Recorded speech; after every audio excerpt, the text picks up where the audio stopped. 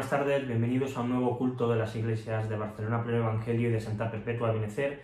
Y la verdad es que estamos muy contentos de poder juntarnos otra vez en línea, online, y poder tener un buen culto, un buen rato en el que básicamente tenemos dos propósitos. Por un lado queremos alabar y bendecir el nombre de Dios, y por otra parte queremos que Dios nos hable por medio de la predicación, que Él siga utilizando la Biblia como el lugar donde Él confronta nuestra vida, donde Él se revela a nosotros, y eso es lo que en esta tarde queremos hacer. Así que te invito a que el rato que vamos a estar, desde tu casa nos sigas con las canciones, que también ores, que estés atento a lo que se va a predicar, a lo que se va a hablar, que mientras se está predicando tú sigas también orando y pidiendo al Espíritu Santo que nos hable, y vamos a presentar todo este tiempo también en oración, pidiendo al Señor que Él tenga misericordia de nosotros. Señor, gracias porque podemos volver a acercarnos a ti, gracias porque sabemos que tú eres un Dios bueno, un Dios que es paciente, un Dios que nos sigue amando, Señor, pero que tú sigues, Señor, siendo santo y que sigues siendo mucho más grande que nosotros. Y por eso queremos en esta tarde, como ya hemos dicho, bendecir tu nombre, Señor, alabarte, adorarte, reconocer quién tú eres por medio de las canciones, Señor, por medio de nuestras oraciones en casa, pero también que tú hables a nosotros, Señor, que nos hables por medio de la predicación, para que esto nos sirva para acercarnos a ti, para que tú hables a nuestros corazones conforme a lo que necesitamos. Y Señor, que en todas las cosas, sobre todo, tú seas glorificado y tú seas bendecido en esta tarde. Amén. Como ya he dicho, vamos a pasar a tener un tiempo también en el que vamos a cantar, así que os dejo con el grupo de alabanza de las dos iglesias para que podamos tener un tiempo en el que podamos cantar y podamos bendecir al Señor.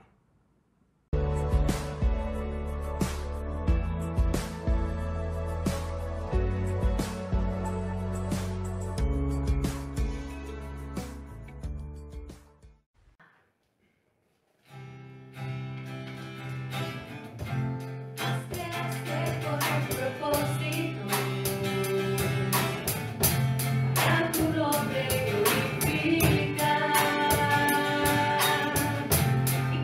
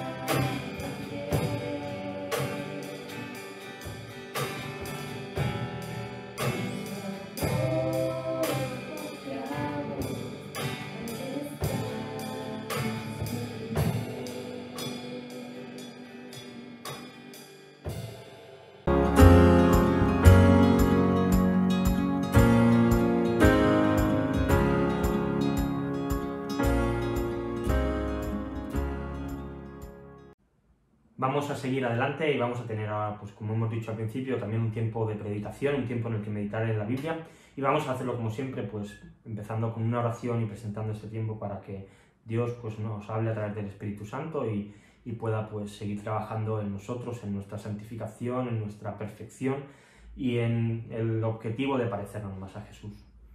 Señor, te damos muchas gracias porque podemos, Señor, un viernes más acercarnos a la Biblia para meditar en ella, Señor, y seguir con esta serie que empezamos pues unas semanas atrás, de conocerte a ti, Señor, de conocer al Dios verdadero.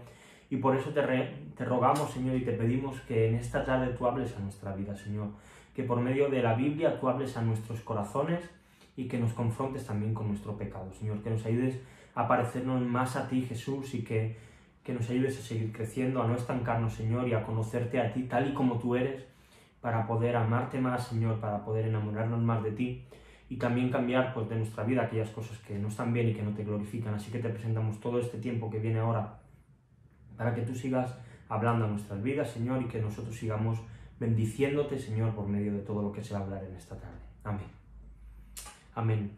Pues hace unas semanas estuvimos viendo el final del primer discurso de Eliú y hoy empezamos el segundo de sus discursos. Meditaremos en algunos versículos que se encuentran en el capítulo 34 de Job, los versículos del 1 al 15, así que si tienes Biblia y quieres buscarlo, pues te dejo unos segundos para que lo hagas y que podamos leer juntos pues este fragmento en el cual Eliú va a volver a hablar a Job, va a volver a hablar a sus amigos y ya va a empezar a presentar claramente a ese Dios verdadero que vemos en los últimos capítulos de este libro y que creo que nos tiene que hacer meditar y que nos tiene que ayudar pues a entender quién es Dios, y esto debe afectar a nuestra vida. Dice así el texto de Job, capítulo 34, los versículos del 1 al 15. Además Eliú dijo: «Oíd, sabios, mis palabras, y vosotros doctos estadme atentos, porque el oído prueba las palabras, como el paladar gusta lo que uno come. Escojamos para nosotros el juicio, conozcamos entre nosotros cuál sea lo bueno. Porque Job ha dicho: yo soy justo, y Dios me ha quitado mi derecho. ¿He de mentir yo contra mi razón? Dolorosa es mi herida sin haber hecho yo transgresión. ¿Qué hombre hay como Job, que bebe el escarnio como agua, y va en compañía de los que hacen iniquidad, y anda con los hombres malos? Porque ha dicho: de nada servirá al hombre el conformar su voluntad a Dios. Por tanto, varones de inteligencia, oídme. Lejos esté de Dios la impiedad, y del Omnipotente la iniquidad. Porque él pagará al hombre según su obra, y le retribuirá conforme a su camino. Sí, por cierto, Dios no hará injusticia, y el Omnipotente no pervertirá el derecho. ¿Quién visitó por él la tierra? ¿Y quién puso en orden todo el mundo? Si él pusiese sobre el hombre su corazón, y recogiese así su espíritu y su aliento, toda carne perecería juntamente, y el hombre volvería al polvo». Amén. Como hemos dicho, este es el inicio del segundo de los discursos que va a hacer Eliú. Y la verdad es que el principio se parece mucho al primero que ya había hecho, donde no solamente solicita a Job que esté atento a sus palabras, sino también a los amigos de Job, que estén atentos a lo que va a decir. Dice en los versículos del 1 al 3, dice: «Además Eliú dijo: oíd, sabios, mis palabras, y vosotros doctos estadme atentos, porque el oído prueba las palabras, como el paladar gusta lo que uno come». Aunque, como vimos, Eliú se había encendido en ira en su interior, ahora se está dirigiendo también a los amigos de Job, y lo hace hacia ellos de una manera respetuosa. Los llama sabios, los llama doctos, y es que, en cierta manera, Eliú va a hablar exactamente lo mismo que ellos han estado hablando en los capítulos anteriores, pero lo va a hacer con unos argumentos totalmente diferentes. Lo hace desde una posición de permitir que ellos valoren los argumentos que él va a decir y que ellos valoren si sus argumentos son correctos o son incorrectos. Y creo que nosotros a veces podemos caer en el error de permitir y de creer que nuestras ideas están por encima de las de otros. Esta semana leí un tuit de un hombre llamado Marcos Zapata y me hizo reflexionar sobre esto. El tuit decía: toda la situación política que estamos viviendo en estos momentos actuales me trae a la memoria lo que dijo Winston Churchill. El problema de nuestra época consiste en que sus hombres no quieren ser útiles, sino importantes. Y seguía diciendo en su tuit, decía: creo que la imposibilidad de llegar a acuerdos parte de un problema moral. No es que pensemos que nuestras propuestas son mejores que las de otros, lo cual pues, puede ser loable y puede ser defendible, sino que él decía, creemos que nuestras propuestas son superiores a los de los demás. Y decía, este pequeño matiz es algo vital, porque a lo inferior no se le da credibilidad. Y creo que Eliú va a expresar sus argumentos, y los va a expresar como que son mejores que los que han dado los otros, pero no desde una posición de superioridad. Y esto tiene que llevarnos también a pensar de qué manera nos comunicamos entre nosotros.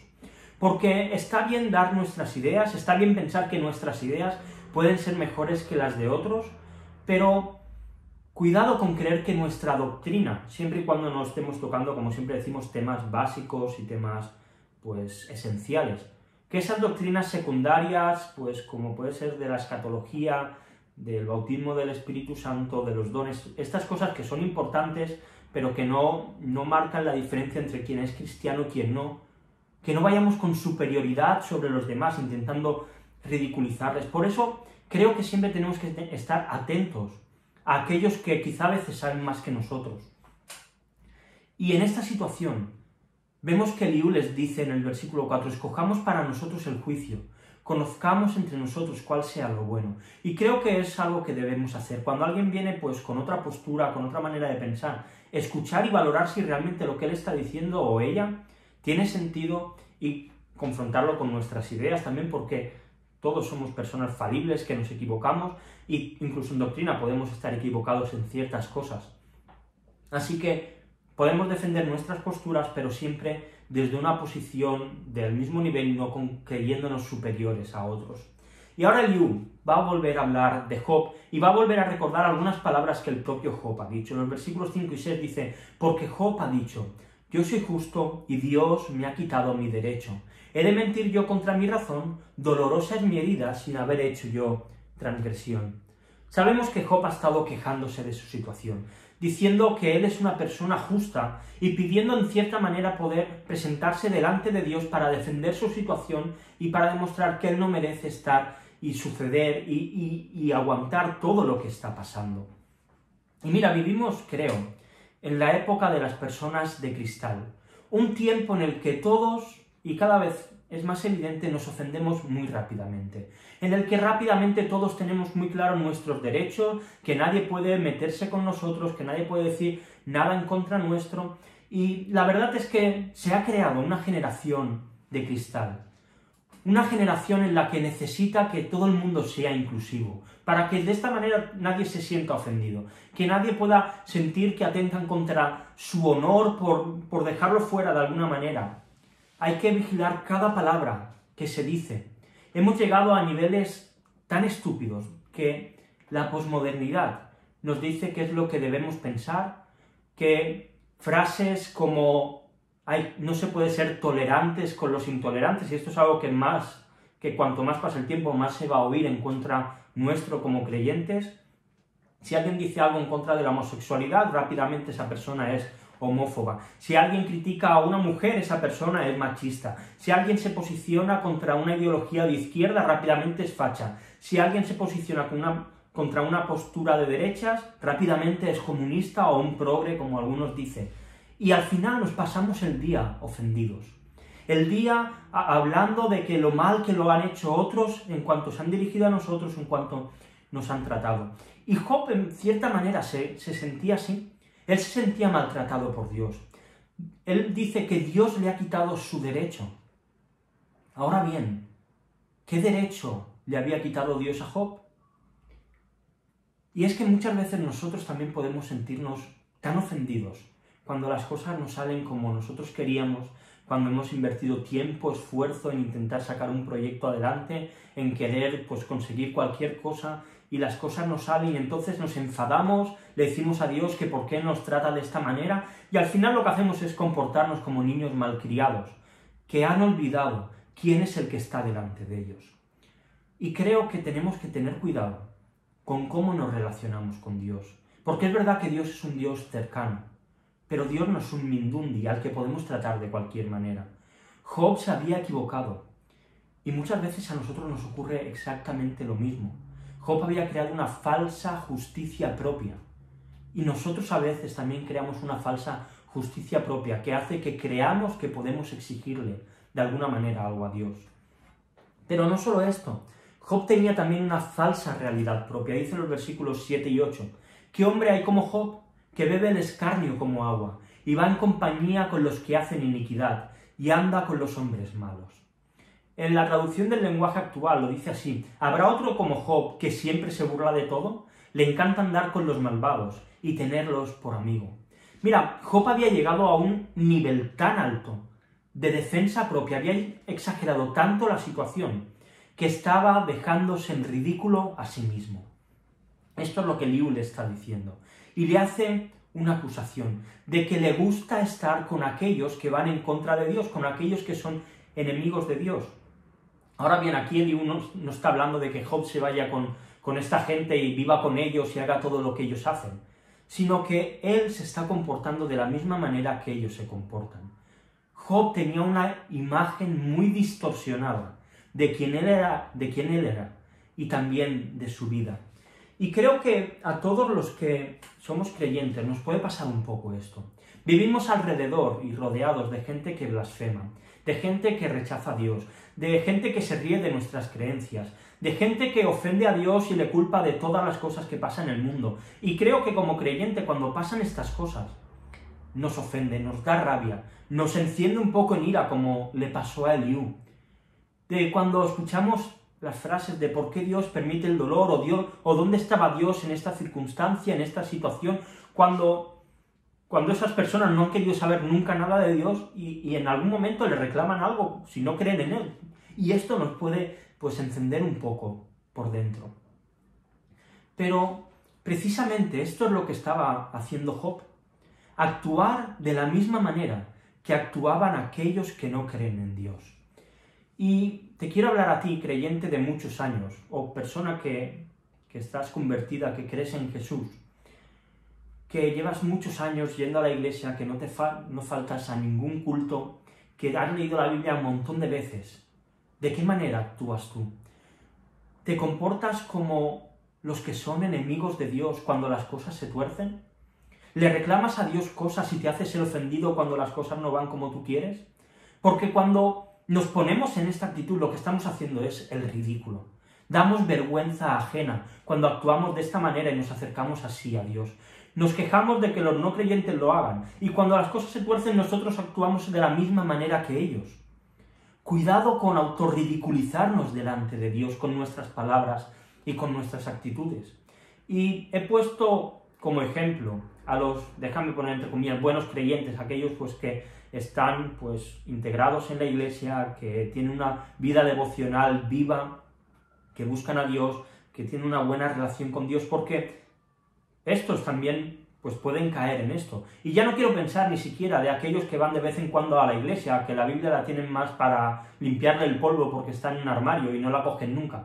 Estos realmente ya no tienen que preocuparse si su actitud es buena o no, sino que deben preocuparse si su corazón ha sido transformado o no. Porque muchos de estos hay en las iglesias y están autoengañados, porque alguien en algún momento les dijo que eran creyentes. Y se lo creyeron y viven vidas que no tienen nada que ver con el cristianismo, que no tienen nada que ver con Jesús, pero como les dijeron que eran creyentes, como los bautizaron, todo está bien. Cuidado, arrepiéntete si esta es tu situación, necesitas creer en Jesús y arrepentirte de todo tu corazón y poner toda tu fe sobre Él.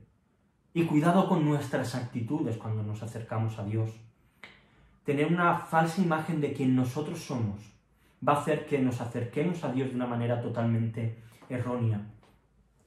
Y Eliú va a dar una tercera falsedad de Job. Porque aunque es cierto que Job no lo ha dicho de manera literal lo que Eliú va a decir, y aquí Eliú se equivoca en la manera en que se expresa, sí que Job ha transmitido esta idea, dice el versículo 9, porque Job ha dicho, de nada servirá al hombre el conformar su voluntad a Dios. Job se ha quejado muchas veces de que Dios trata exactamente igual a los justos que a los injustos. Y Eliú esto lo interpreta como que Job está diciendo que él cree que de nada sirve al hombre que lo que haga, que Dios le va a tratar exactamente igual, haga lo que sea, que esté bien o que esté mal. Y creo que esto es una falsa imagen de Dios. Porque aunque Eliú es verdad que está fallando en su diagnóstico y Job no ha dicho estas palabras tal cual y las está tergiversando un poco, sí que puede ser lo que nosotros muchas veces pensamos.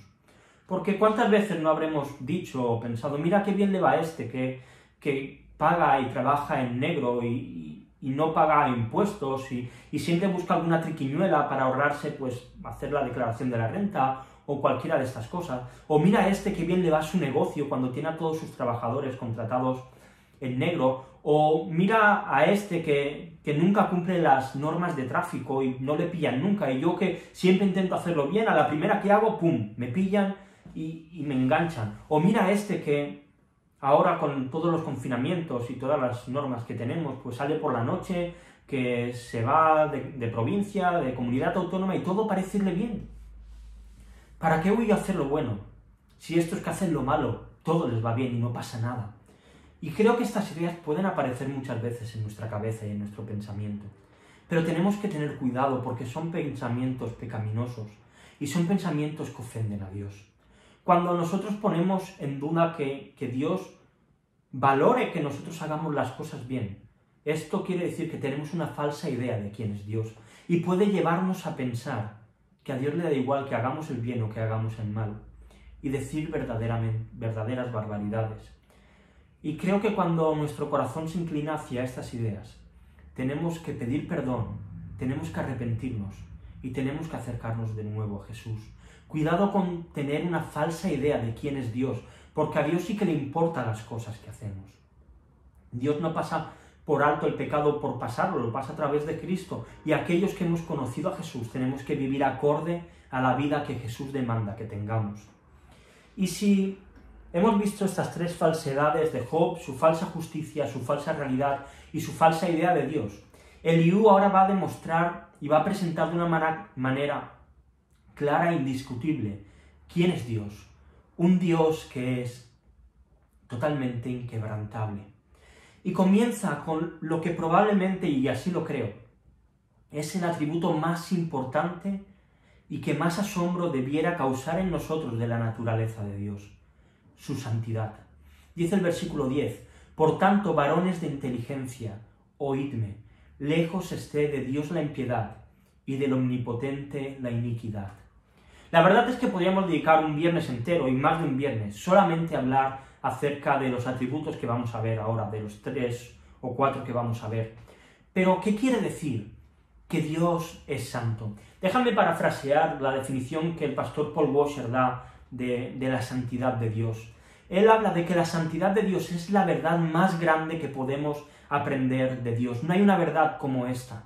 Todos los demás atributos de Dios, todas las demás partes de su naturaleza, se resumen y son expresiones de su santidad que demuestran que Dios es distinto a toda su creación y que Él está absolutamente separado y es un ser totalmente diferente al resto de las cosas que existen y que han sido creadas.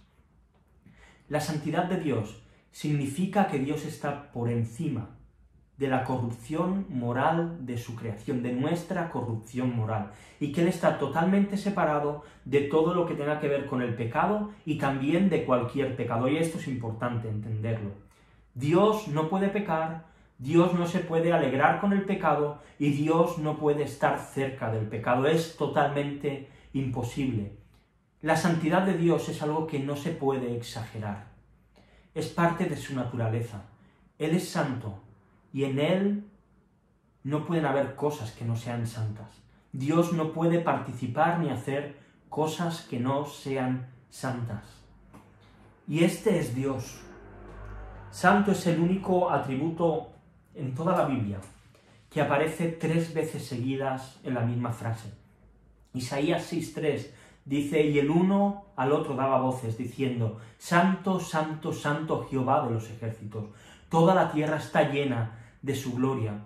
Y aquí el profeta, cuando ve a estos seres angelicales y ve que dicen santo, santo, santo, no se está refiriendo a que el Padre es santo, a que el Hijo es santo y a que el Espíritu Santo es santo, sino que está hablando, está utilizando un hebraísmo, una manera de hablar pues en el lenguaje hebreo, que lo que está haciendo es exaltar y recalcar este atributo. No hay ningún otro atributo en la Biblia del cual se hable de esta manera. Sabemos que Dios es amor, pero en la Biblia no aparece en ningún sitio que Dios es amor, amor, amor. Sabemos que Dios es bueno, pero en ningún lado de la Biblia aparece que Dios es bueno, bueno, bueno. Sabemos que Dios es misericordioso, pero en ningún lado de la Biblia aparece que Dios es misericordioso, misericordioso, misericordioso. Pero la Biblia sí que dice que Dios es santo, santo, santo. Y Él no se puede relacionar de ninguna manera, ni con el pecado, ni con el pecador, porque su propia naturaleza se le impide. Dice el Salmo 5, versículos 4 y 5, porque tú no eres un Dios que se complace en la maldad, es decir, Dios no encuentra ningún tipo de disfrute en lo malo. Dice, el malo no habitará junto a ti. Dios no puede estar cerca de los malos. Dice el versículo 5, los insensatos no estarán delante de tus ojos. No, el pecador no puede estar delante de los ojos de Dios. Aborreces a todos los que hacen iniquidad. Dios odia al pecado y odia al pecador. ¿Cuántas veces hemos oído esa frase de es que Dios odia el pecado pero ama al pecador? La verdad es que no. Dios odia el pecado y Dios odia al pecador. Por eso tuvo que venir Jesús, para que el Dios Santo le odiara a Cristo en lugar de odiarnos a nosotros. Para que el Dios Santo odiara a su propio Hijo, para no tener que odiar a todos los que merecíamos ser odiados. Y es que cuando pecamos a la ligera, lo que demostramos es que hemos olvidado quién es Dios. La santidad de Dios debe ser un motivo más que suficiente para luchar contra el pecado. Debe ser un motivo más que suficiente para cuando estamos en la tentación y estamos a punto de caer, pensar, Dios es santo, yo no puedo hacer esto. Dios es perfecto, yo no puedo caer. Dios odia el pecado, yo voy a odiarlo como Él lo odia. Tenemos que luchar contra el pecado porque Dios es santo. Y este atributo debe grabarse en nuestra mente y en nuestro corazón. Y cuando llega la tentación, piensa por un momento, Dios es santo, yo no puedo ensuciarme. Dios es santo, Él no merece que yo caiga por un ratito de placer, le ofenda. Dios es santo, este es el Dios verdadero. Un Dios que es totalmente apartado del mal y que no se puede relacionar con aquellos que viven de esta manera. Lo segundo que va a destacar Eliú es el justo pago de Dios hacia el hombre. Dice el versículo 11, porque Él pagará al hombre según su obra y le retribuirá conforme a su camino. Y creo que esto también es algo que olvidamos. Y más con el Dios amoroso que hoy en día tanto se presenta, un Dios que acepta a todo el mundo y que todo el mundo puede ir tal y como es, sin hacer ningún cambio, ven porque Dios te va a aceptar. Mira, en una ocasión me pasó que hablando con una compañera de trabajo hace ya muchos años, y estábamos hablando acerca de Dios, pues de lo que yo creo y demás, hablamos también del pecado, y precisamente pues de lo que estábamos hablando antes también, de que Dios es un Dios santo, que Dios no puede tolerar el pecado y que el ser humano pues ha decidido voluntariamente tomar el camino de la desobediencia, del pecado, y al final, pues después de estar un rato hablando con ella llegó a una conclusión que estaba totalmente acertada. Me dijo, Ángel, si esto es así, ¿por qué Dios no destruye y acaba con todos los seres humanos que hay en la tierra?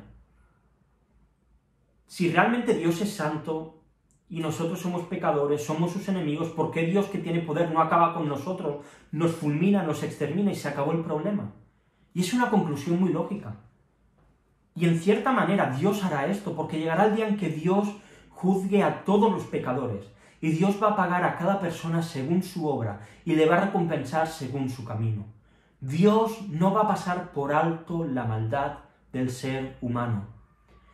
Quizá el versículo por antonomasia para hablar del amor de Dios es Juan 3:16, pero si leemos también los siguientes versículos, dicen así, hasta el 19, dice, porque de tal manera amó Dios al mundo, que ha dado a su Hijo unigénito, para que todo aquel que en Él cree no se pierda, mas tenga vida eterna. Este es el mensaje que utilizamos para presentar el Evangelio.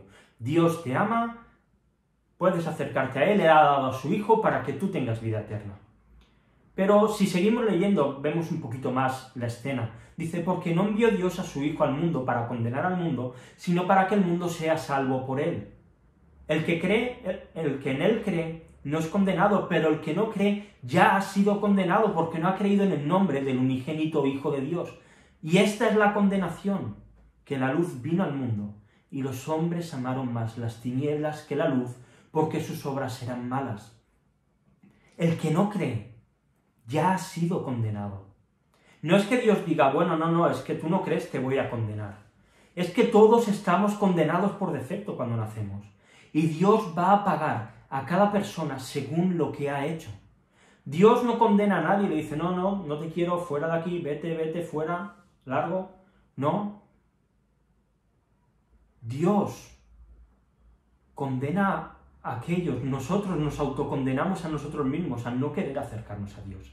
El ser humano se autocondena a sí mismo cuando decide no querer tener nada que ver con Jesús. Y cuando Dios revisa nuestras obras, todos salimos culpables. Pero por eso Dios demostró su amor, para que aquellos que creen en Jesús encuentren salvación por medio de Él. Pero realmente Dios llegará el día en que pague a cada uno según sus obras. Que Dios pague a cada uno según lo que merece. Y solamente aquellos que hayan puesto su fe en Jesús recibirán una buena recompensa. No por sus obras, sino por las obras de Cristo. Así que Eliú está presentando a un Dios que es santo, a un Dios que va a pagar a cada uno lo que se merece. Y lo tercero que presenta Eliú es a un Dios que es justo. Dice el versículo 12, sí, por cierto, Dios no hará injusticia, y el Omnipotente no pervertirá el derecho. Voy a volver a tomar la definición que el pastor Paul Washer da acerca de la justicia de Dios. Creo que hace unas definiciones espectaculares y creo que nos ayuda pues a entenderlo. Decir que Dios es justo es hablar de rectitud y es hablar de excelencia moral.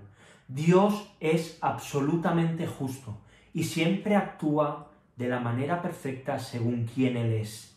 Es decir, Dios, su justicia se basa en su naturaleza, en quien Él es, en sus atributos, en su forma de actuar. Nada en su naturaleza o en lo que Él haga es equivocado o es incorrecto. Él nunca será o nunca hará algo por lo que se le pueda acusar de ser malvado, porque todo lo que hace es absolutamente perfecto. Dios en su propia naturaleza, en quien Él es justo. Y esto nos da, creo, unas ideas muy claras de las palabras de Eliú. Por una parte, Dios no va a hacer nada que sea injusto, pero es que Dios tampoco va a cambiar las normas para que alguien pueda salir beneficiado. Y déjame ponerte una ilustración para entender esto. Los que sois padres y los que no somos también lo podemos llegar a entender. Si vosotros le ponéis algún tipo de reto a vuestros hijos, pues no sé, que hagan cualquier tarea o que si sacan buenas notas o aprueban todo, pues les vais a recompensar de alguna manera, o cualquiera de estas cosas que a veces se hace para motivar a los hijos. Si veis que vuestros hijos se esfuerzan, que ellos ponen empeño, aunque al final no consigan lo que tenían que conseguir, lo más probable es que ellos acaben recibiendo el premio, porque se han esforzado, porque han trabajado, porque han puesto empeño, porque han puesto dedicación, y aunque el resultado que habíais pactado pues no sea el que se ha conseguido, ya su esfuerzo, pues los padres, pues por vuestro amor hacia vuestros hijos, pues les recompensáis y decís, bueno, mira, hijo, no, aunque no lo hayas conseguido, he visto que te has esforzado, toma, aquí tienes la recompensa. ¿Sabes algo? Esto es algo injusto. Y esto es lo que la Biblia, Eliú está hablando, pervertir el derecho. Es decir, cambias las normas para poder dar una recompensa a alguien que realmente no se lo merece porque no ha conseguido cumplir el objetivo. Y me dirás, Ángel, es que eres muy duro. Es lógico, ¿no?, que premies a tu hijo después del esfuerzo que ha hecho. Y humanamente puede ser, pues, hasta cierta manera comprensible. Pero no es así con Dios, porque Dios es un Dios justo. Dios no puede de repente cambiar las normas y hacerlas más difíciles, pero tampoco las va a cambiar y hacerlas más fáciles. Claro que nosotros como humanos estaríamos muy a favor de que Dios de repente cambie las normas y las haga más laxas, porque esto nos beneficia. Pero si las pusiese más difíciles, nos quejaríamos y diríamos, Dios está siendo injusto porque esto no es lo que habíamos pactado. Así que Dios, que es un Dios justo, no cambia las normas. Las normas siempre son las mismas. Dios hizo un pacto con Adán y Eva de que ellos por sus obras, por su obediencia, Si no comían de aquel árbol, iban a vivir eternamente. Estos fallan, estos pecan, y el pacto se rompe. Y Dios tiene que ser justo y tiene que castigar al ser humano. Y este pacto sigue vigente hasta hoy. Si hubiese alguna persona en la tierra que no hiciese nada malo, podría llegar a salvarse. Pero la verdad es que todos lo hacemos. Y Dios, que es justo, podría haber dicho, bueno, mira, voy a bajar un poco el nivel. Si solamente pecan el 10% del tiempo, les perdono, les dejo que pasen. Pero entonces estaría siendo injusto. Porque hay unas normas, hay una ley, y esa ley hay que cumplirla. Y que Dios sea justo, entonces, es lo que explica la muerte de Cristo en la cruz. Como he dicho, el ser humano peca. Y si Dios es justo, todos tenemos que ir al infierno. Porque Dios dijo que había que ser perfectos, quien rompe la ley merece ser castigado. Dios podría haber sido injusto y, como digo, haber dicho a Adán y Eva, mira, ¿sabes qué? Esta vez te la paso por alto, pero que no vuelva a ocurrir, ¿eh? Si no, entonces sí que tendré en cuenta lo que habéis hecho. Pero no lo hace. Dios es justo y castiga al ser humano. Pero con el castigo Él ofrece también una solución. Si alguien quiere ocupar vuestro lugar y pagar por vosotros, mi justicia queda satisfecha, mi justicia no os queda en entredicho y yo os perdono. Tenía que ser alguien perfecto, alguien que no haya hecho nada malo. Y entonces Dios les presenta los sacrificios como un medio de matar a un animal perfecto y sin mancha. Pero la realidad es que estos animales no servían de nada para perdonar. Estos animales solamente servían para entender que se necesitaba una persona que fuese perfecta. Y entonces Dios toma la iniciativa y decide hacerse un ser humano. Decide humillarse, meterse en un cuerpo humano como el nuestro con nuestras limitaciones. Y lo hace viviendo una vida perfecta y sin pecar. Jesús no hizo nada malo en toda su vida. Y el Padre podría haber dicho, bueno, mira, esto me vale. Jesús, pues llega anciano, muérete y ya es suficiente. Acepto que esto sea suficiente. Pero la realidad es que esto no podía ser así. Dios no podía cambiar las reglas. Si lo hiciese, hubiese sido injusto. Alguien tenía que morir. Y lo siguiente que vemos es a Jesús en Getsemaní. Un Jesús sufriendo como nadie ha sufrido. Un Jesús asustado por lo que le viene después. Un Jesús que le clama a su Padre. Dice, papá, si es posible que pase de mí esta copa, pero que no sea lo que yo quiero, sino lo que tú quieres. Dios podría haber visto aquí a su hijo y haber dicho, esto es demasiado doloroso. Mi hijo está sufriendo hasta la muerte. ¿Qué padre podría ignorar el sufrimiento de su hijo en una situación como esta? Un padre injusto le habría dicho, vale, Jesús, hasta aquí, ya está, esto es suficiente, esto me vale, vuelve para aquí. Pero un Dios justo no puede permitir que esto sea suficiente. Así que Jesús acaba arrestado, acaba subido a una cruz, le golpean, le escupen, le insultan, se burla de él, le traspasan las manos, le traspasan los pies con clavos, le ponen una corona de espinas. Y si Dios, al ver este cuadro tan asqueroso, hubiese dicho, mira, esto ya es suficiente, me vale todo el esfuerzo que mi hijo ha hecho, entonces Dios habría torcido el derecho, habría cambiado las reglas y Dios se hubiese convertido en un Dios injusto. Por eso, porque Cristo estaba en la cruz, Él estaba siendo juzgado. Y Cristo en la cruz es declarado por el Padre, por el juez justo, como culpable. Y el Padre lo deja desamparado, porque tú y yo teníamos que estar desamparados. Sobre Él cae maldición, la que tú y yo deberíamos haber soportado. Sobre el Hijo es declarado como pecador, porque tú y yo somos pecadores. Él es declarado como culpable, porque tú y yo somos culpables. Y Él muere para que tú y yo no tengamos que morir. Porque la ley decía que tú y yo, por ser pecadores, teníamos que morir. Y Dios, que es justo, no va a cambiar las normas, no va a cambiar las leyes, no va a cambiar las reglas para que tú y yo podamos salvarnos. Aunque esto quiera decir que su único hijo, que su amado hijo, tiene que morir y experimentar el peso más grande que nadie ha podido experimentar y el dolor más grande que nadie ha podido sufrir, que es el del castigo del pecado.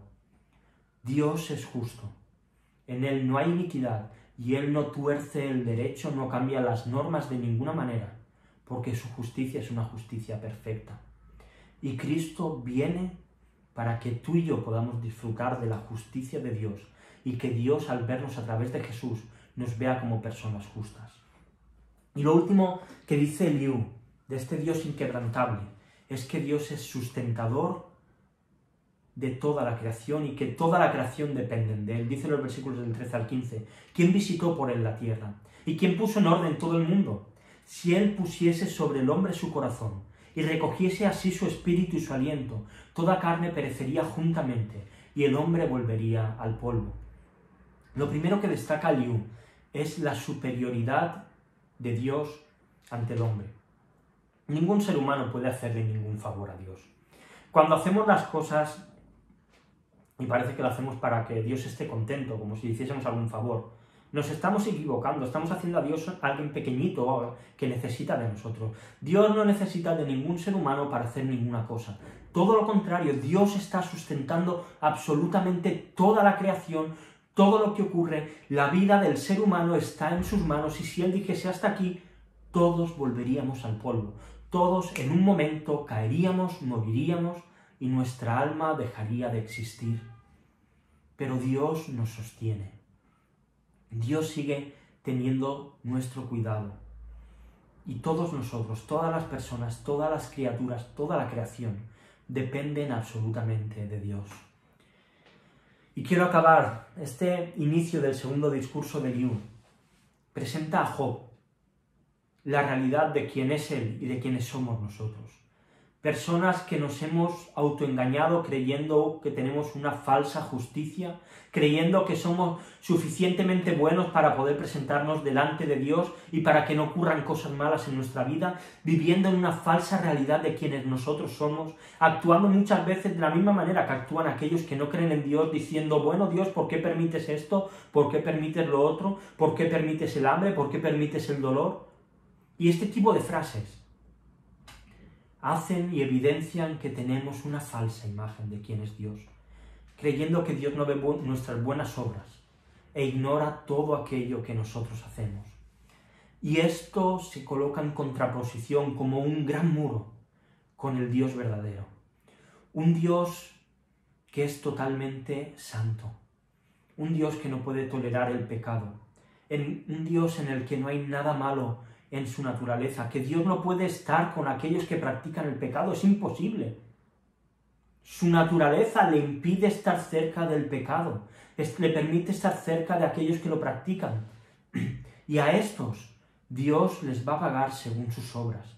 Dios no condena al hombre. El hombre se ha autocondenado al decidir no querer saber nada de Dios, al decidir no creer en Jesús.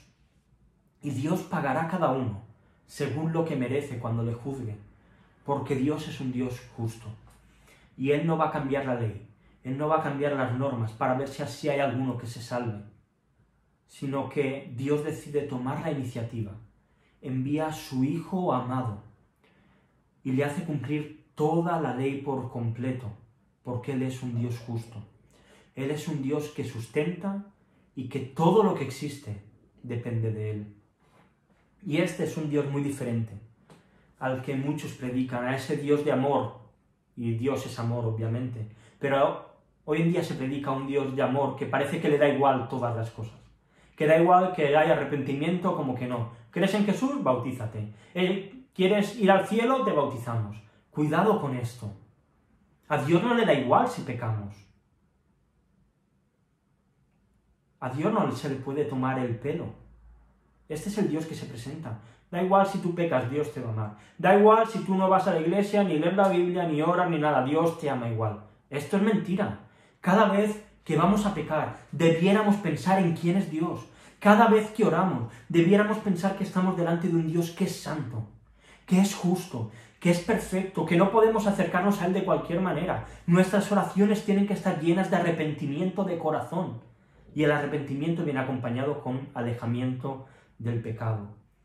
Dios no es alguien con quien podamos jugar, es alguien a quien debemos temer, alguien a quien nos debemos someter y alguien a quien debemos amar.